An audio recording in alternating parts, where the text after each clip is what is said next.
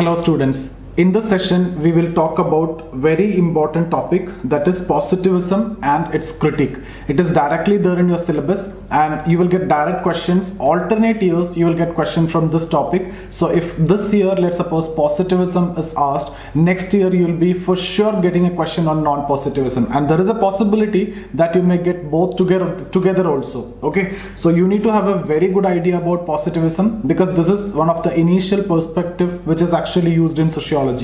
So what we will do is we will discuss about the context, or I'll give you the skeleton of your answer. So the structure should be like this. First you need to talk about the context. Okay, then you should talk about what you mean by positivism in general, and in sociology, is there any difference in the initial positivism? Okay, so is there any difference in sociological positivism? If so, we will discuss that also. In general, positivism means the positivist approach in general, maybe natural science, etc. Okay, so what is the difference in sociological positivism? Sociological positivism, I'll teach you this and then we will see the critique part. Okay, so before we write about criticism, we will talk about the contribution. Okay, we will talk about the contribution. As I have told you, any critical analysis question, after discussing about the introduction and that particular item which is given, if it is positivism, we will talk about positivism. So then what we will do is we will follow this formula CCR. The first C is related to contribution.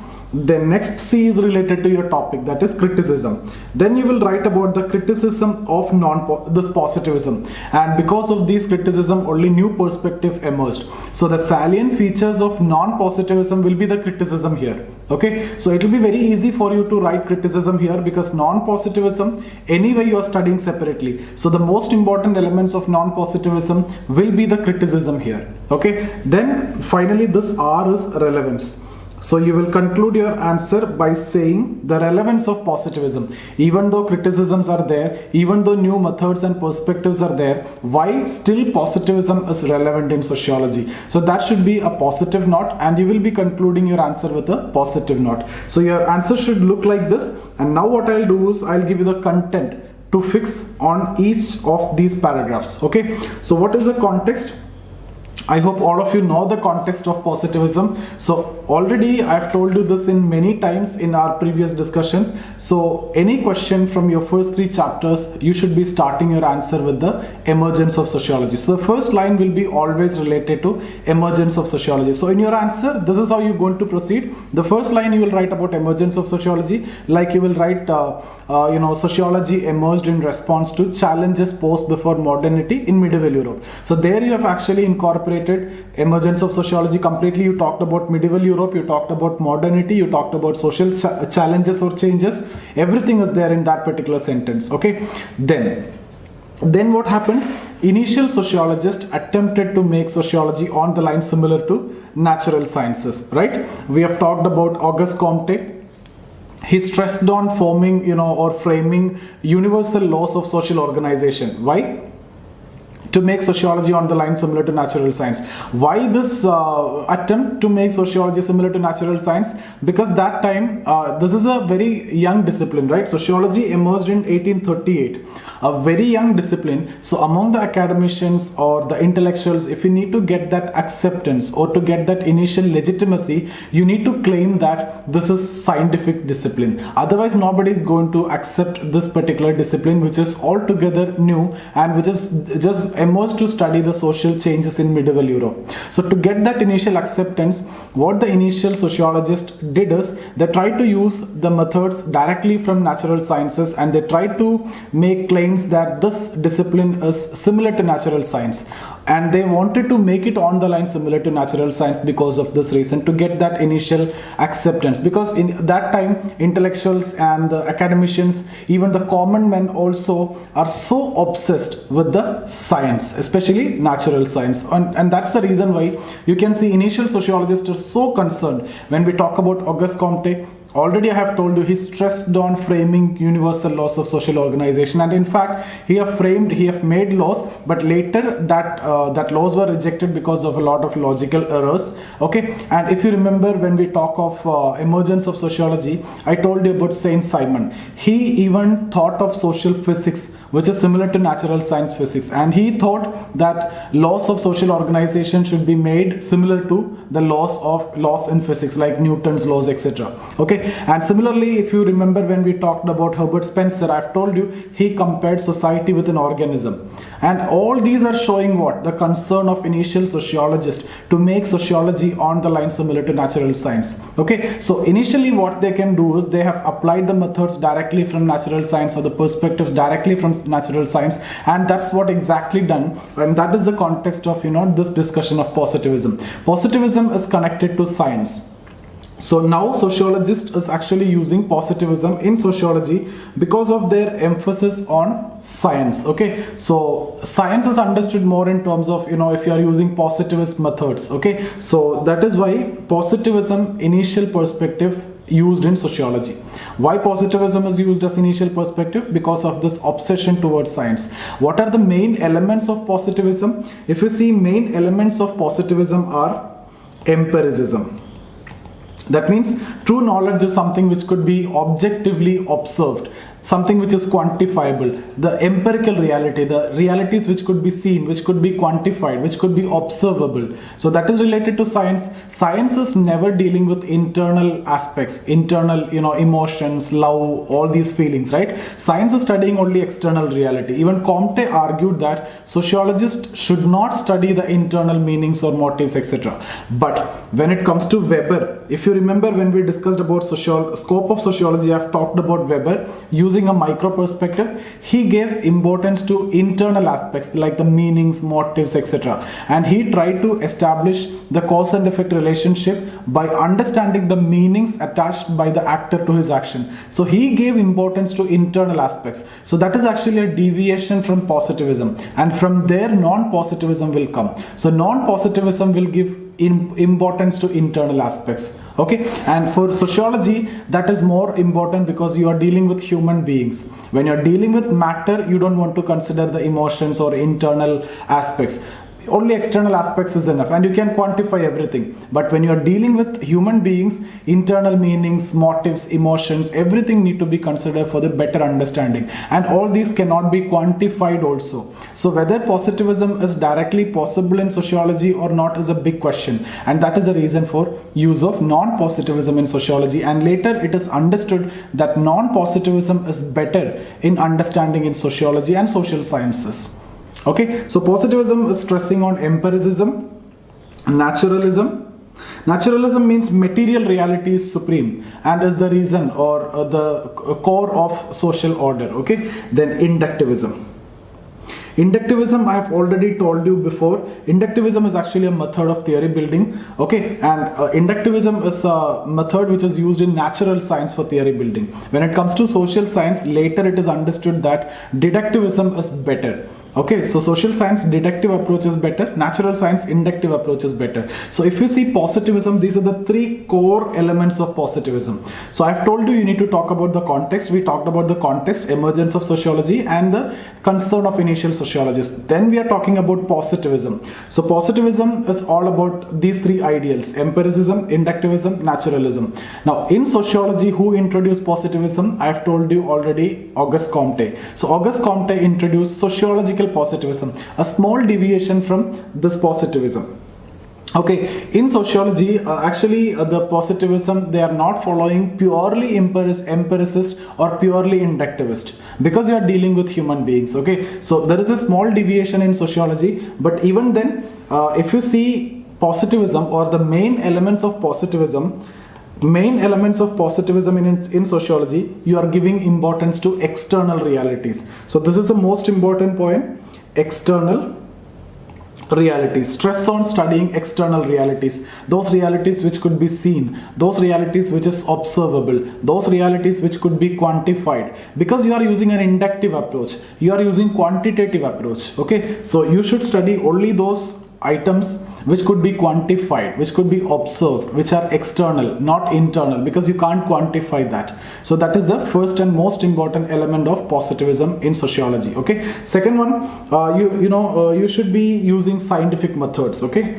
so you should be using scientific methods. Okay, and we will discuss enough examples. A lot of methods are devised and a lot of methods are used also. For example, in the beginning, you know what the sociologists did, as I've told you, directly they started using methods from natural science. For example, even if you talk about Durkheim, there is a classic study of Durkheim, the theory of suicide. In that he used statistical techniques. Okay, that is direct method from natural science. So initial sociologists, in the beginning they used methods directly from natural science, and you can quote this example.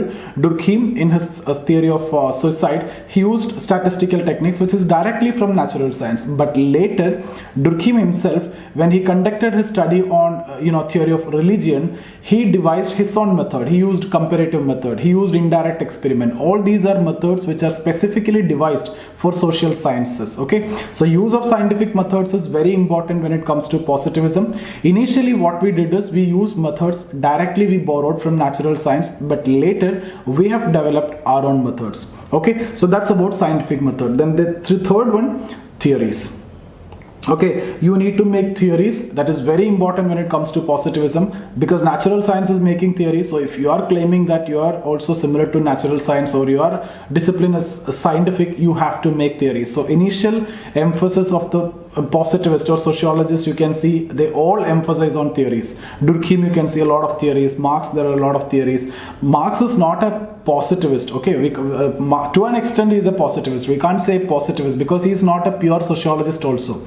But Durkheim was a pure sociologist. Marx is more of a philosopher or a political scientist or economist. But since his concern towards sociology or society, we are considering him as sociologist, and his contribution is immense, and we are taking that theories also in sociology, because in all his theories there is a concern towards society. Apart from that, Marx, I won't say Marx is a pure sociologist. Okay, to an extent you can consider him as sociologist. Okay, but Durkheim, he wrote as pure sociologist. Weber is a pure sociologist. Okay, so Durkheim's approach is related to, similar to natural science. He is giving importance to macro. He is giving importance to external realities. He is a positivist. He was a positivist. Okay, so he was also making theories. August Comte also made theories which he claimed that universally applicable, but later proved wrong. We'll discuss that.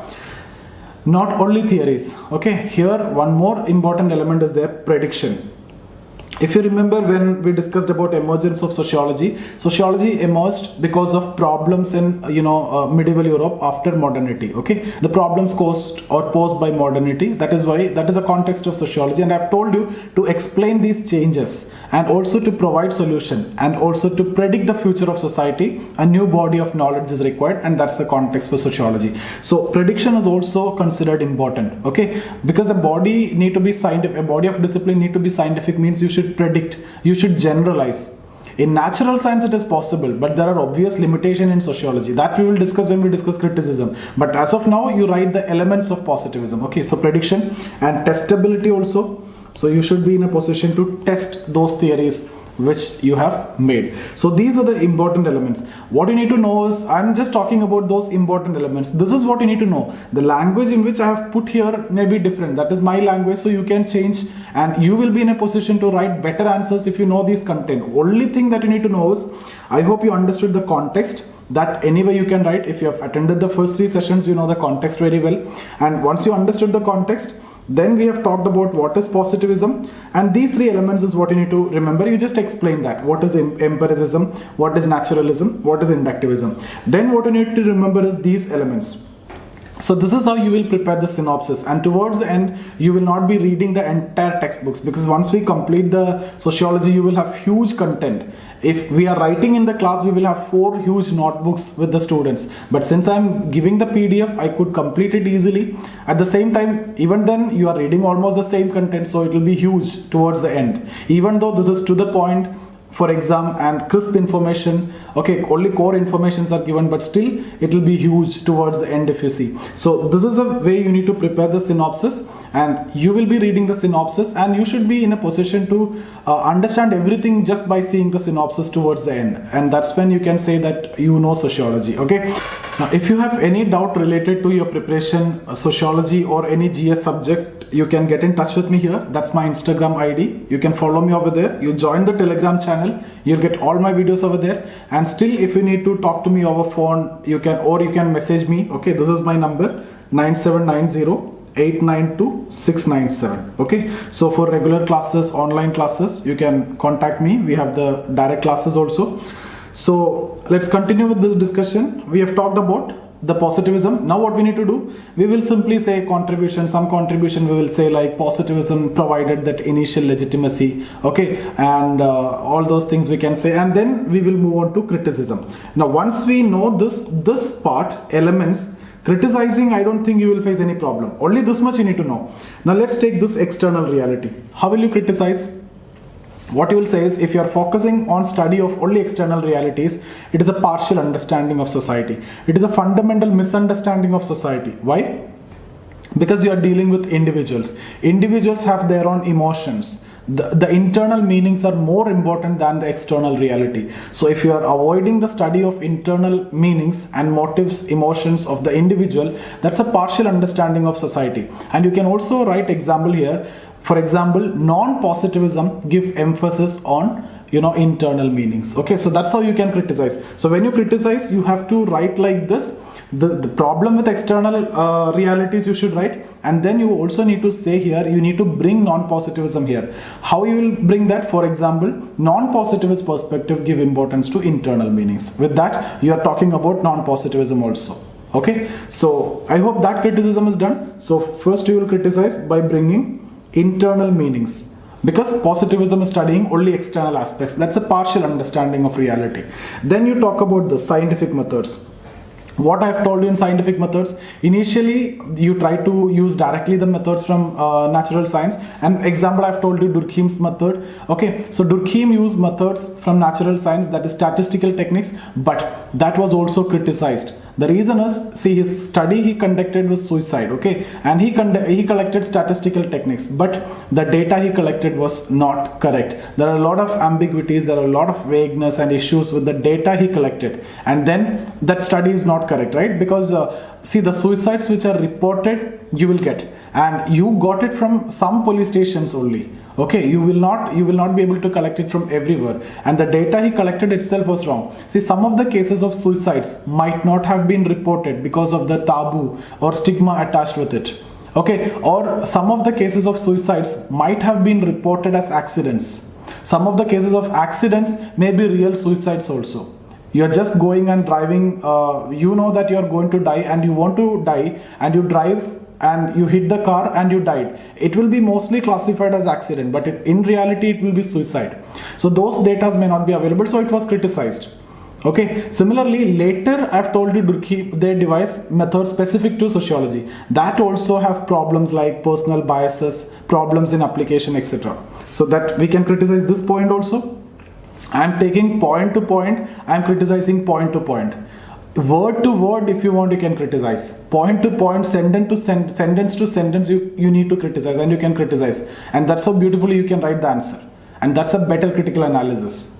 Okay, so whatever we are writing it in good way, and after that, immediately after writing all these good positive elements, then we are criticizing in a much better way, even more better way. That shows your understanding. Okay, so theories. I've told you a lot of theories are there, but these theories are not practically applicable. You claim that universally applicable. Just before I've told you, Comte claimed that his theories are universally applicable on social organization, but a lot of logical errors that have been proved wrong. Now I've told you about suicide theory of Durkheim. That is also not universally applicable. Okay, theory of religion. All those theories framed by sociologists are not universally applicable. Okay, but if you need to support, there may be some theories like Parsons' theory of social system, etc. These are universally applicable, but understanding the theory itself is a big problem. So forget about application. Okay, so all these are criticisms. Then prediction. See, prediction in sociology is a distinct reality. You're dealing with human being, never even think of prediction. Better try to explain the problem only. That's the maximum you can do in case of sociology and with the individuals. You can never predict what is going to happen with the individual, and you can never predict the behavior of individual. So prediction in sociology is a distinct reality. Okay, if you remember before, I've told you sociologists should refrain from studying what ought to be. Rather, sociologists should study what it is. Don't go for prediction. That will never be true like natural sciences. So testing. it will be obvious limitations are there for testing. So these are the problems or the critics of positivism, but you can conclude it with relevance. Still it is relevant because there's a very practical approach, okay, and it gave that initial legitimacy, etc. By using some positive notes you can conclude. So this is how your answer should look like. Now I hope you understood. Now what I'll do is I'll take up the note or the PDF and I'll explain each and every word over there. If you have any doubt, you can ask me later. So here, positivism and its critique. So positivism as a perspective was one of the initial attempt to understand the social world in a systematic manner. Yes. So first what you need to write here is, you need to write emergence of sociology in one sentence. Sociology emerged in response to challenges posed before modernity in medieval Europe. Then you talk about this. In sociology, positivism during 19th century had an overwhelming influence of natural science. I've told you this point. It was an attempt to visualize the social world by using intellectual parameters employed by natural science. Yes. It aims at understanding the social world as a sequence of cause and effect relationship between objects that one can observe. Okay, so it is basically trying to establish cause and effect relationship. That's what exactly science also do. As a theoretical perspective, positivism is divided by three interrelated ideologies, as I have told you: empiricism, naturalism and inductivism. It is given here. What is empiricism? It advocates foundation of knowledge in terms of observation. Observation means external realities. That means we need to quantify, okay, because you are using mostly quantitative techniques in inductive approach. In scientific approach, we won't use qualitative. So we won't collect text, we collect numbers, we collect data in terms of numbers. We need to quantify, okay. Naturalism, it considers material reality as supreme and the basis for social order. Inductivism consider true knowledge as one which is induced from observable facts and reason. You know what is inductivism. We have discussed a lot about inductivism. So these three ideologies inspired the initial sociologists to think of a social world as empirical and capable of being reduced into universal laws based on cause and effect relationship. So even in social world also, you can make universal theories by using cause and effect relationship, or by establishing cause and effect relationship. That's what the initial sociologists thought, or they tried to do rather. In sociology, positivism first came through French tradition, borrowing heavily from philosophy. August Comte introduced sociological positivism. So we have talked about the context, we have talked about what is positivism, what are the elements of positivism. Now we are moving towards sociological positivism. Sociological positivism emerged as a deviation from pre-existing perspective. So what is that deviation? Early sociologists were neither purely empiricist nor inductivist. So they were, because you are dealing with human beings, not pure empiricist or inductivist. According to Saint Simon, positivism was rooted in developing science of society, which is analogous to natural science, physics. August Comte framed basic assumptions of sociological positivism. According to him, true knowledge is based on thinking about a social and physical world as a system of causal relationship between realities that we can directly or indirectly observe. So you see here, directly and indirectly observe. In pure positivism, only directly observe. Here indirect observation is also discussed, okay. This is very different from arguing that we can only derive knowledge from direct observation. Yeah, exactly that same point. Comte writes, the search for law uses reason as well as observation. Not only observation, you can use reason also. So it is neither purely inductivist nor empiricist. Positivism was further enriched by Durkheim and to an extent Karl Marx also. I hope you understood why I am writing to an extent Marx also. Marx is not a pure sociologist. So we can't say Marx enriched sociology by bringing positivism, etc. On the other hand, Durkheim was a pure sociologist and he was a pure positivist also. Okay, but Marxian approach is related to somewhat positivism, okay, and somewhat he is a sociologist. So that idea should be there in your mind. Durkheim emphasized and exhibited the use of scientific methods as integral aspect of positivist understanding.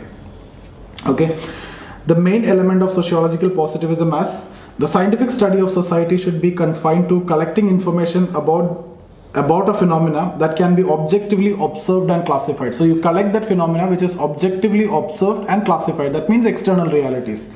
So positivism thus emphasizes the study of external realities. This is what the key point here.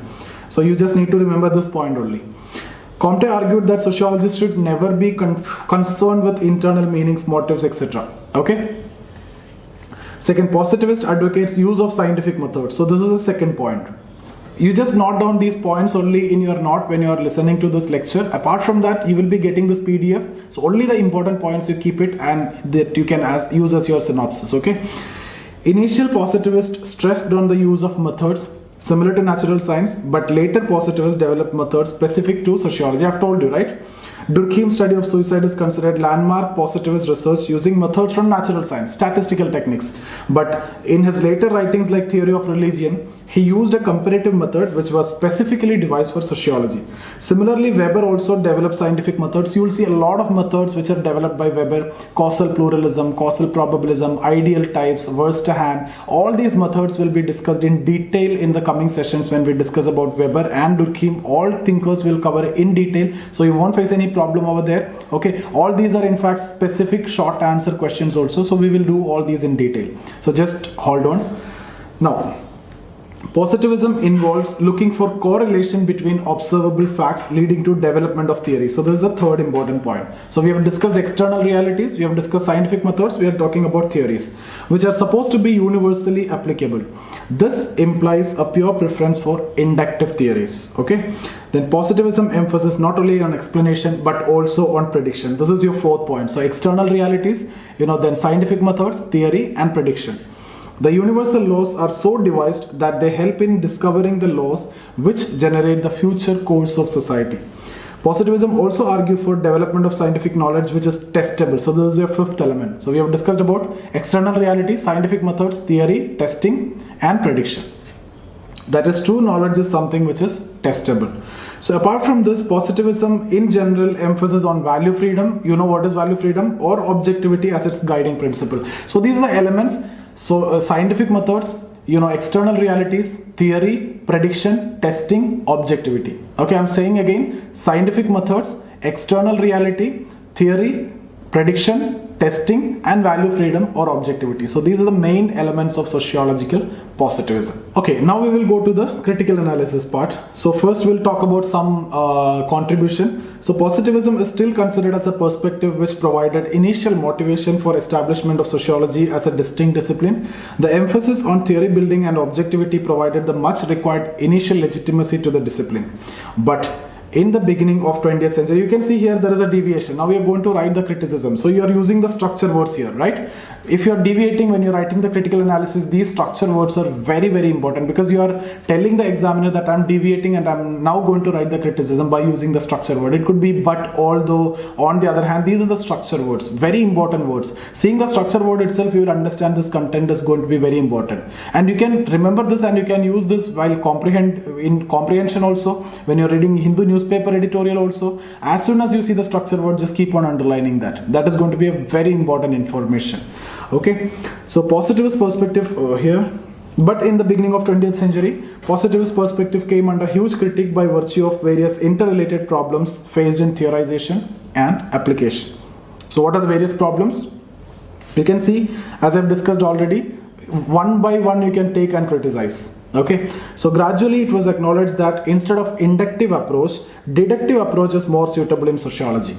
Okay, then moreover, Karl Popper in his book The Logic of Scientific Discovery highlighted the scientific factor of deductive approach. So he highlighted that the deductive approach is also scientific. There is nothing unscientific in deductive approach. Okay, so according to him, there is no contradiction between positivism and deductivism. You can use deductive approach, that is also scientific. There is a scientific element in deductive approach also because the method of inquiry is scientific. Positivism is considered by few as fundamental misunderstanding of social reality. Why? As sociology is dealing with human being, the study of human consciousness or meanings are essential for understanding the complete reality. So if you are not understanding that, it's a partial understanding. Thus, their emphasis, whose emphasis? Positivist emphasis on external aspect can be understood as the partial understanding of reality. And I've told you, for example, non-positivist perspective give emphasis on understanding meanings, motives, emotions, etc. Okay, then the overemphasis on universalism has led this approach being practically inapplicable. Various theories developed by the positivists claim to be universal have seldom proved the same in reality. For example, Comte's laws of social organization suffered large number of logical problems and it resulted in its rejection. Complete objectivity is not always possible in sociology. In spite of all efforts, the assumptions of positivism could never be realized in practice. And in fact, complete objectivity is neither desirable also in sociology. We have discussed that in the previous session. Moreover, the later sociologists or theorists even claim that absolute objectivity is neither possible nor desirable in sociology, because you are dealing with human beings and objectivity cannot be ensured completely. The methods used in natural science would never be used in sociology with ease. Even the use of statistical techniques by Durkheim in his theory of suicide faced severe criticism in terms of its application. I have told you this point. Although positivists later devised specific scientific methods for sociology, but these methods also suffered with problems like biases, problems in applications, etc. So what you're actually doing is you're taking all the points and you're criticizing one by one. Okay. Now, there is a limit to testability in sociology. Even universal theories framed by positivists could not be tested empirically. In due course of time, even the positivists also reverted to more reliance on reason rather than empirical test for validating their theories. Okay, so that's about the criticism. Now you can write some positive note and you can conclude your answer by writing the relevance. Okay, so I hope you understood the session. Okay, if you have any doubt related to any of the discussion that we have done in sociology or GS, you please feel free to get in touch with me here, okay, or in my number. You can write answers and you can send to me. I'll get it evaluated and we'll have a live discussion also. So see you guys. Thank you.